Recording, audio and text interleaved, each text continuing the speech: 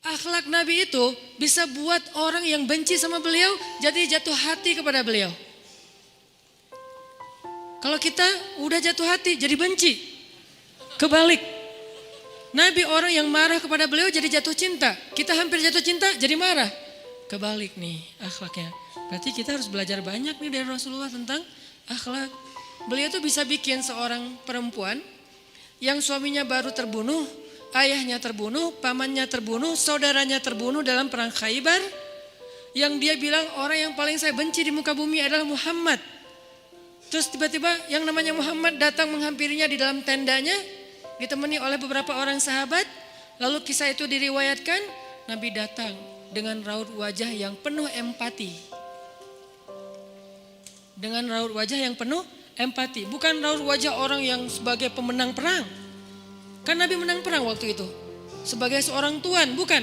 Yang empati. Yang kayak sahabat banget gitu. Datang Nabi duduk di sebelah Sofia. Sofia diam aja, marah banget. Cuma dia gak bisa ngapa-ngapain karena dia berstatus tawanan perang. Mau gimana coba? Mau dia tusuk? Gak bisa, dia sendiri. Dan dia takut bahwa dia akan diperlakukan seperti umumnya orang memperlakukan tawanan perang. Karena dia belum paham, belum kenal Rasulullah.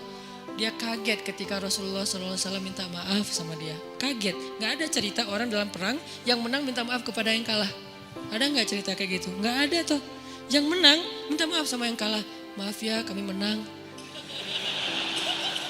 Jangankan perang, sepak bola aja susah nyari yang kayak gitu kan ya. Ini akhlak nih untuk kita teman-teman di Bandung dengan Persibnya. Nanti di Jakarta dengan apa Jakarta teh? Persijanya. Nanti yang menang siapapun yang tanding, maaf ya menang. Dari mana lo akhlak kayak gitu? Rasulullah.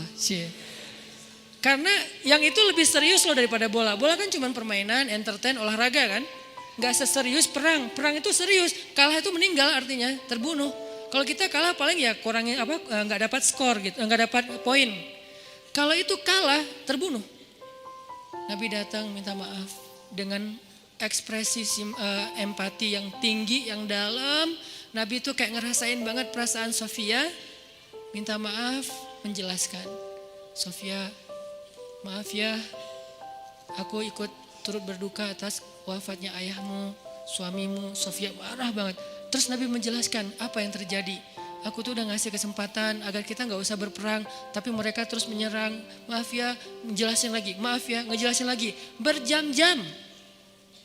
Seolah-olah Nabi yang minta pengampunan kepada Sofia. Seolah-olah Nabi itu tawanan perang. Minta maaf, menjelaskan kejadiannya. Minta maaf, menjelaskan. Terus kayak gitu dengan ekspresi serius. Dan kelihatan banget lah. Ucapan dan ekspresi orang yang jujur kan kelihatan ya. Jujur bahwa beliau tuh empati banget. Bahwa beliau juga berduka. Terus sampai Sofia dari yang tadinya lihat ke bawah nunduk marah. Lama-lama ngelihat ke arah Rasul. Lihat ekspresi Rasul serius banget, malah dia jadi kasihan. Sampai akhirnya dia jatuh cinta kepada Rasulullah SAW. Kata Sofia, ketika Rasulullah SAW datang kepada saya, waktu itu dia adalah orang yang paling saya benci di muka bumi. Tapi dia terus meminta maaf dan menjelaskan. Meminta maaf dan menjelaskan. Sampai akhirnya dia menjadi orang yang paling saya cintai di muka bumi. Akhlak Rasul. Rasulullah gak mengatakan Allah berfirman wahai Sofia. Enggak, belum ke sana. Akhlak dulu, baru nanti ajarin. Tarbiyah namanya kan ya. Sesungguhnya di dalam Al-Quran ada ayat tentang orang-orang yang kafir yang telah mati terbunuh. Enggak, Rasulullah tuh tahu. Jangan ngomongin tentang ayahnya yang mati terbunuh, ibunya yang pamannya, suaminya yang mati dalam keadaan kafir. Nabi gak mau ngomongin itu, kenapa? Menjaga perasaan Sofia. Kok masih dijaga sih perasaan, kan mereka beda agama, mereka orang kafir. Inilah akhlak Rasul. Sehingga Nabi membahas yang membuat Sofia merasa kayak dihargai. Sebagai seorang janda, sebagai seorang perempuan, sebagai seorang yatim. Sebagai seorang tawanan. Sehingga dia takjub dengan akhlak Nabi. Akhirnya dia cerita, ya Rasulullah, belum beriman udah manggil, ya Rasulullah, saya pernah bermimpi bahwa dalam mimpi saya melihat ada rembulan di atas kota Madinah, lalu jatuh ke pangkuan saya. Jibril turun bilang ke Rasulullah, apa maksud dari mimpi itu? Tahu gak Rasulullah apa maksud mimpi? Apa Jibril? Maksudnya rembulan itu kamu. Maksudnya dia akan jadi istri kamu di dunia dan akhirat. Rasulullah langsung, aduh gimana ya? Rasulullah juga orang yang ra'fah banget tuh. Bil mu'minina ra'ufun rahim tuh Rasulullah. Gak enak, kan dia masih janda baru meninggal suaminya. Masa saya lamar gimana ya? Kata Jibril, ya Rasulullah Allah suruh engkau melamar dia untukmu. Menjadi istrimu di dunia dan di akhirat.